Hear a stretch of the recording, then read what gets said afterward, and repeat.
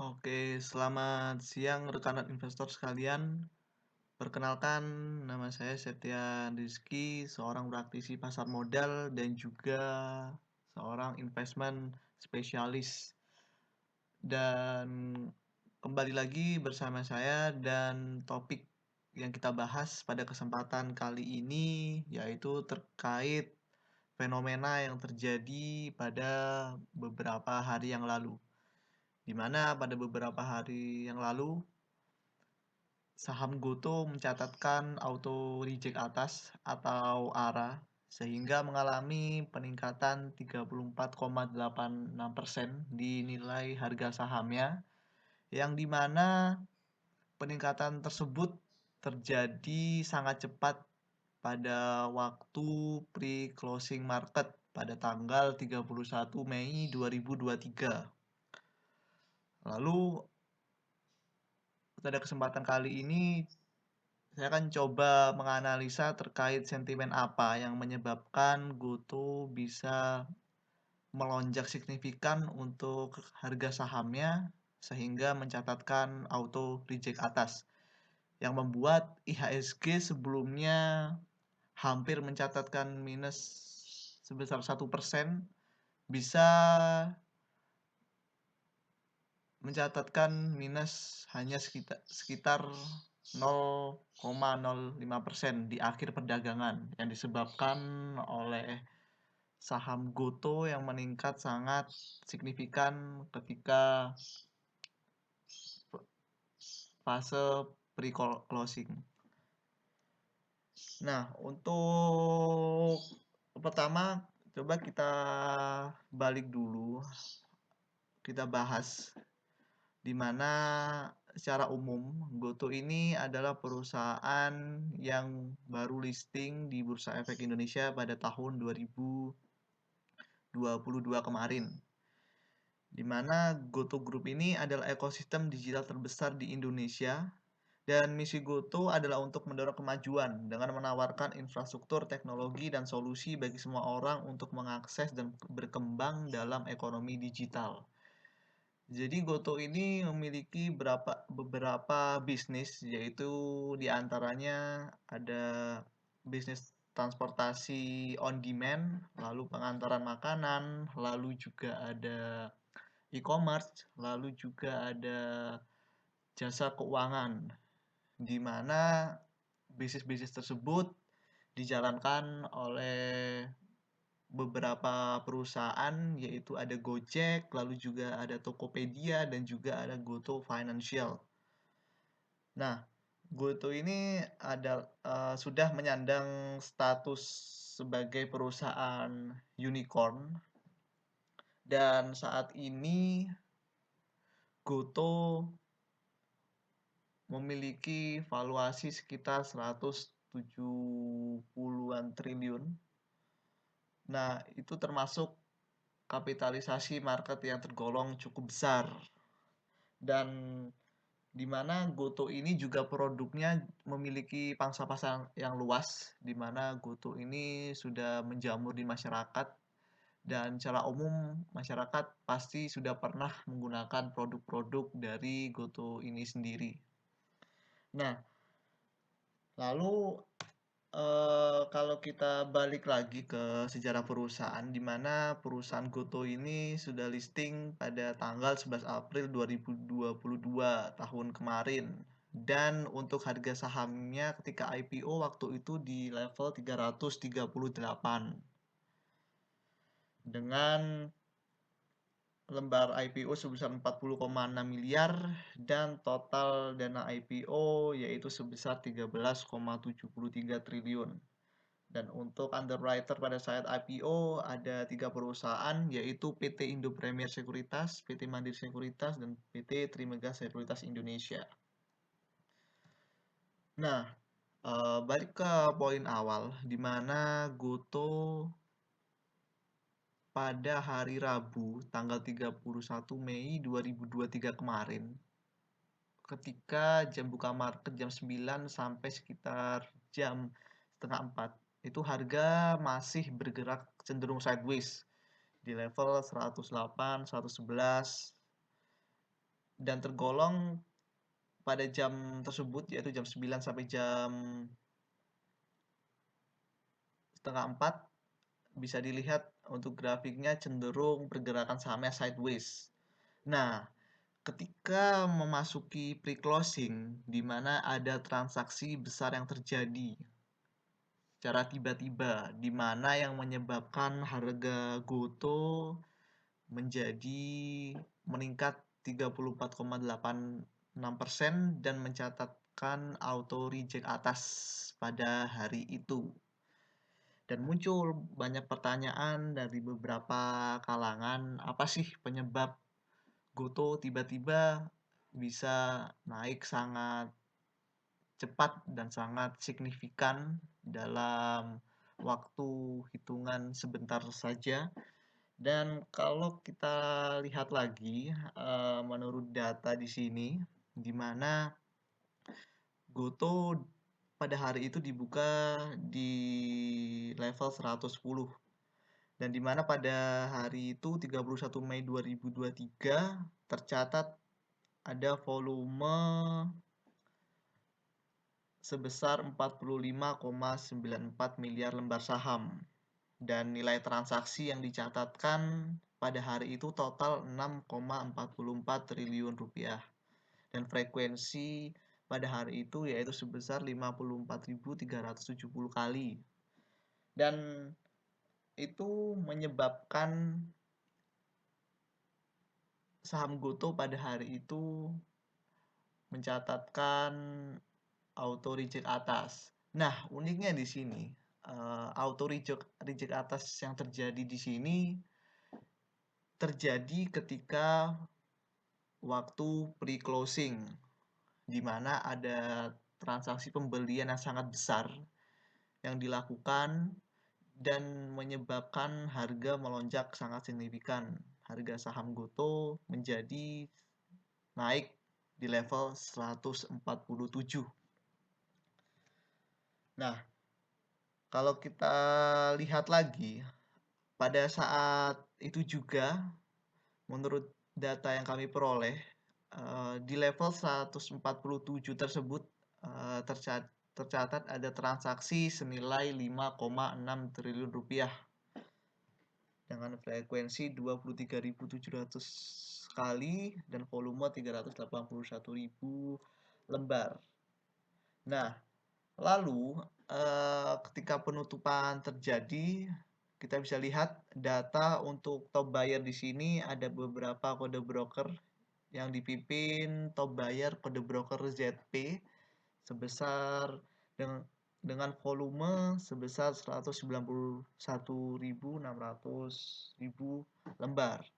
Dan menurut order book di sini, ketika sudah penutupan terjadi over sejumlah 58 juta di harga 147 rupiah. Nah, kira-kira ada sentimen apa yang menyebabkan GoTo bisa naik secara signifikan dan dalam waktu cepat?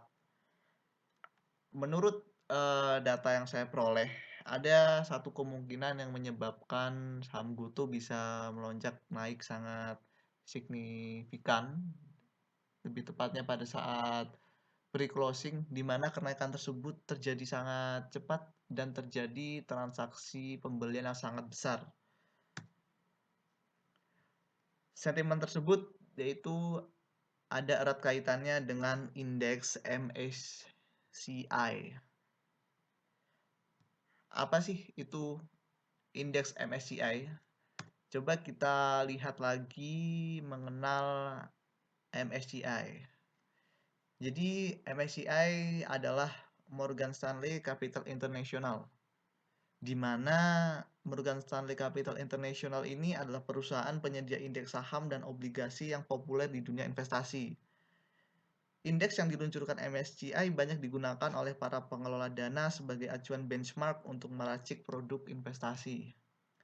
Jadi perusahaan MSCI ini adalah perusahaan yang dapat menyediakan data-data serta menerbitkan suatu indeks yang bersifat internasional dan sudah dikenal di dunia investasi.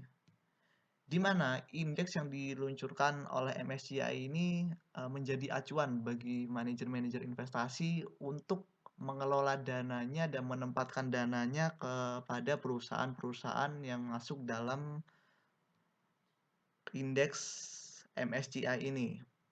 Jadi simpelnya MSCI ini berisi kumpulan-kumpulan perusahaan yang dimana kumpulan-kumpulan perusahaan tersebut sudah disortir atau dipilih oleh MSCI, di mana perusahaan-perusahaan tersebut dipilih berdasarkan yaitu ada dua yang saya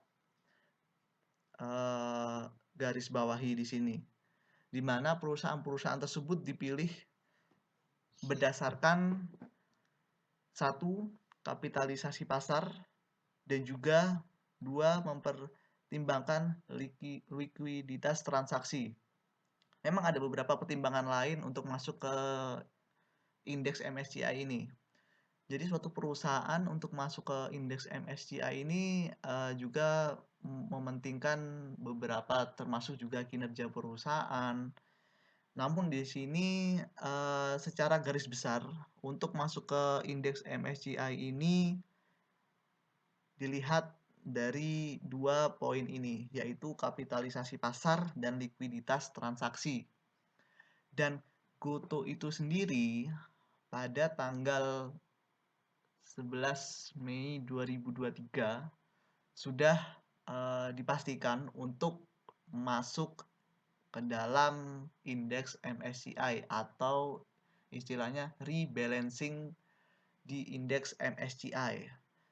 Dan mengapa GoTo bisa masuk ke dalam indeks MSCI ini?